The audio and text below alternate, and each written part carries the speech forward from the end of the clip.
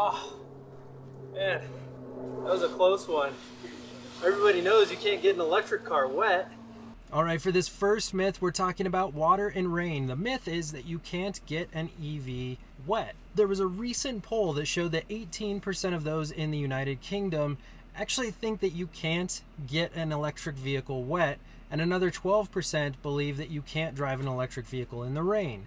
Hopefully this myth goes away pretty quickly, but electric vehicles have been around for about 15 years now in various forms. They've been in every climate imaginable.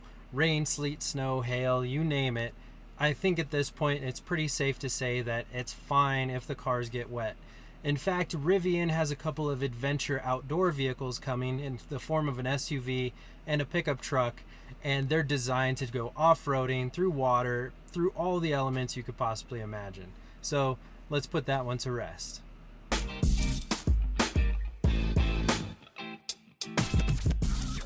Oh man, we're out of electrons again. I don't want. Sorry guys, it's the only way. Not happening. Fine. Oh, but next time you're doing it. Come on guys, you gotta push harder. It's hot. It burns my hand.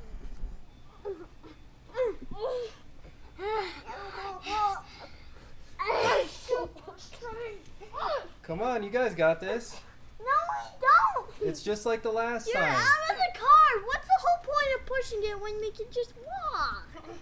Range anxiety. This is a big topic for electric vehicles.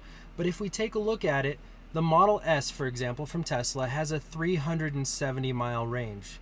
That's insanely long. The Model 3 long range has a 310-mile range. Now, even myself, I have a 75D Model X. That's obviously the smaller battery pack. I went on a 2,300-mile road trip, and it was really pretty painless. Of course, having to stop to charge can be inconvenient, but the car handles all of it. You put in your destination in the navigation. It tells you which superchargers to stop at and for exactly how long. Near the end of our trip, we had absolutely no range anxiety left. We just went off of what the car told us. That's something I think that's specific to Tesla. And the reason I say that is because Tesla has this massive supercharging network built out. There's superchargers all over North America and at 1,600 locations around the world. No other car manufacturer has that. So if I were looking at, say, the Audi e-tron, which only has a 204-mile range, you might have issues taking a longer trip. Had I taken that same road trip from Denver to Glacier National Park, I likely would have run into challenges with charging. The other thing to keep in mind is that on an average day, people only drive a couple dozen miles, and that's not going to be an issue for any of the mainstream EVs that are out on the market.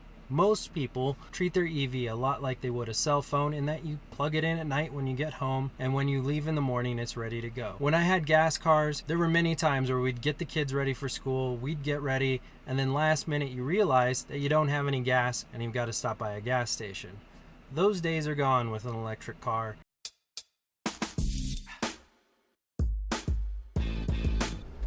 All right guys, everybody get buckled. Fine. Are you guys buckled?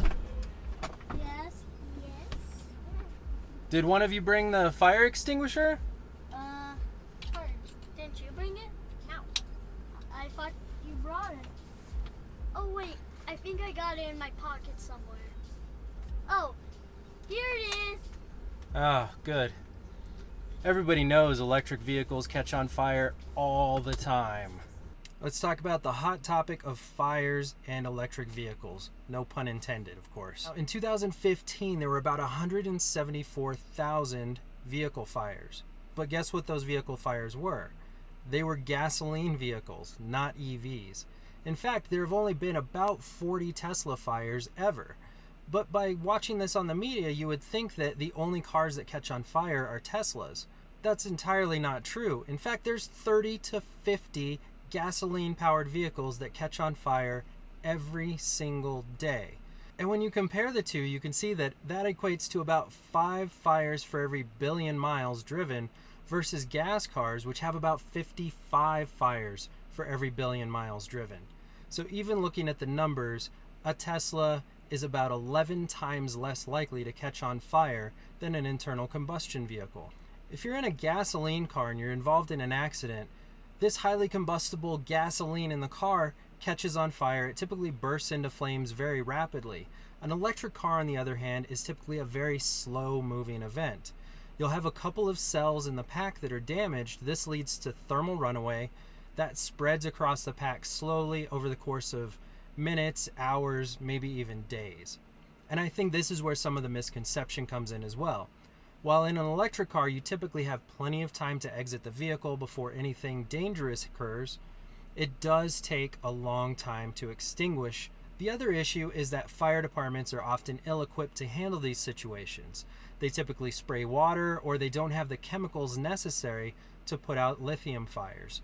Lithium fires do not get extinguished easily with water. In fact, it would take thousands of gallons of water to put one out, whereas the correct chemicals could help the situation tremendously and quickly. It's also worth noting that electric vehicles are getting safer all the time. We have new battery chemistries that are being researched and developed right now. We'll have an even lower risk of fire in the future. And that isn't something that's ever going to change for gasoline vehicles.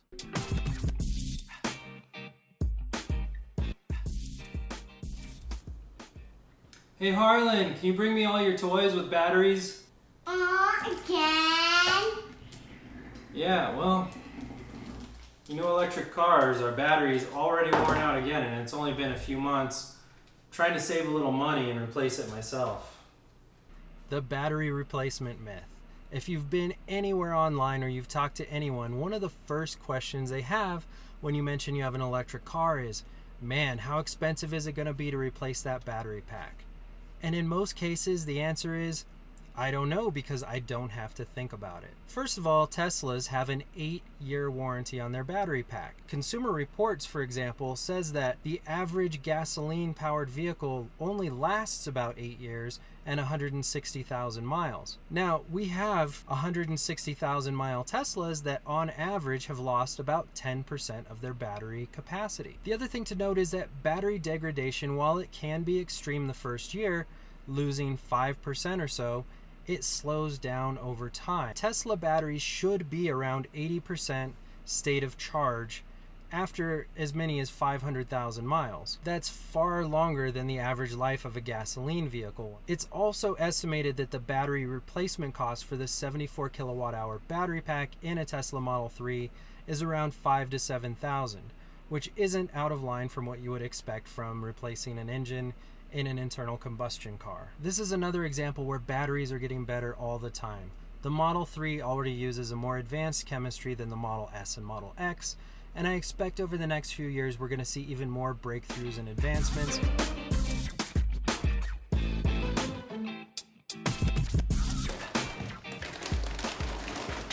What you doing, Dad? I'm just charging the car. Everybody knows that electric cars are powered by coal. I didn't.